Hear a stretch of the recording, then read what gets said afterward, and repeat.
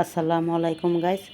আজকে আমি আপনাদেরকে সবজি খিচুড়ি রান্না করে দেখাবো। ঘরে থাকা সাধারণ উপকরণ দিয়ে এই সবজি খিচুড়ি রান্না করা যায়।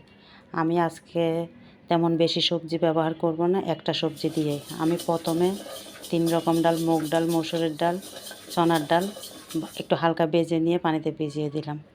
তারপর একটা পাত্রে তেল দিয়ে এর মধ্যে আমি পেঁয়াজ, কাঁচামরিচ, হলুদের গুঁড়া, ধনিয়া গুঁড়া, জিরার গুঁড়া দিয়ে ভালো মতো কষিয়ে এর মধ্যে আমি আগে থেকে ধুয়ে রাখা চাল আর ডালের মিশ্রণ আমি দিয়ে দিলাম। এরপর আমি বললাম একটা সবজি ব্যবহার করব, আমি শুধু মিষ্টি কুমড়াটা আজকে ব্যবহার করব এই সবজি খিচুড়ির মধ্যে, কারণ আমি ডালটা 3 রকম দিয়েছি, যার কারণে আমি সবজি দিয়ে একটা। এর মধ্যে আমি একটু দিয়ে দিলাম আদা রসুন বাটা। আর মশলার মধ্যে আমি তেমন বেশি মশলা ব্যবহার করি নাই।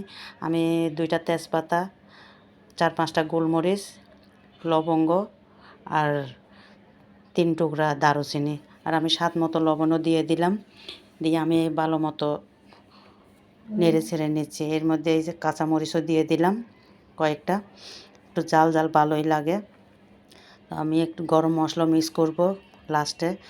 তো সবজি খিচুড়িটা রান্নার সময় অবশ্যই চাউলটাকে ভালো মতো নেড়ে ছেড়ে ভাজতে হবে। তারপর আমি ভাজা হয়ে গেলে আমি দিয়ে দেব পানি।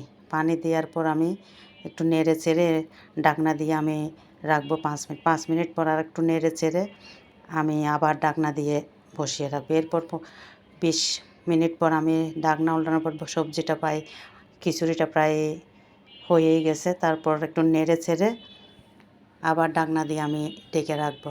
তারপর আর তো 5 মিনিট পর আবার ঢাকনাটি আমি একটু টেস্টিং সল্ট দিয়েছি। এটা আপনাদের ইচ্ছা, যার যার পছন্দ। ঘরে থাকলে দেবেন, নাইলে দরকার নেই। আমার হাতের কাছে ছিল, এই জন্য আমি দিয়ে দিচ্ছি সামান্য একটু টেস্টিং সল্ট। খেতে স্বাদ হবে খিচুড়িটা, এই জন্য আমি একটু হালকা দিলাম। কাছে ছিল এই জন্য, কাছে না থাকলে দেওয়ার কোনো দরকার নেই। এই তো খিচুড়িটা আমার হয়েই গেল। সবজি খিচুড়িটা শুধু মিষ্টি কুমড়া দিয়ে আমি আজকে এই সবজি খিচুড়িটা করছি, আর ডালটা আমি একটু বেশি দিয়েছি। তারপরে 1 চামচ ঘি আমি যে খিচুড়ির উপরে আমি দিয়ে দেব, দিয়ে একটু ভালো মতো নেড়ে চেড়ে তারপর ঢাকনা দিয়ে আমি আবার দমের মধ্যে বসিয়ে রাখবো 15 মিনিটের মতো। দমে একদম হালকা আছে আমি দমের মধ্যে 15 মিনিট পর আমি আবার একটু নেড়ে ছেড়ে দিচ্ছি। নেড়ে ছেড়ে দিতে হবে, ঘিটা যাতে সব ভাতের সাথে লাগে, এই জন্য আমি একটু নেড়ে চেড়ে আরও 15 মিনিটের মতো আমি বসিয়ে রেখে বাস আমার খিচুড়িটা প্রায় হয়েই গেল শেষ পর্যায়ে। তো আমার খিচুড়িটা কেমন হলো আপনারা অবশ্যই কমেন্ট করে জানাবেন। আর ভিডিওটি যদি ভালো লাগে অবশ্যই লাইক করবেন, শেয়ার করবেন। তো পরবর্তী আরেকটা রেসিপি নিয়ে আপনাদের মাঝে হাজির হব। এই পর্যন্তই, সবাইকে ধন্যবাদ। আল্লাহ হাফেজ।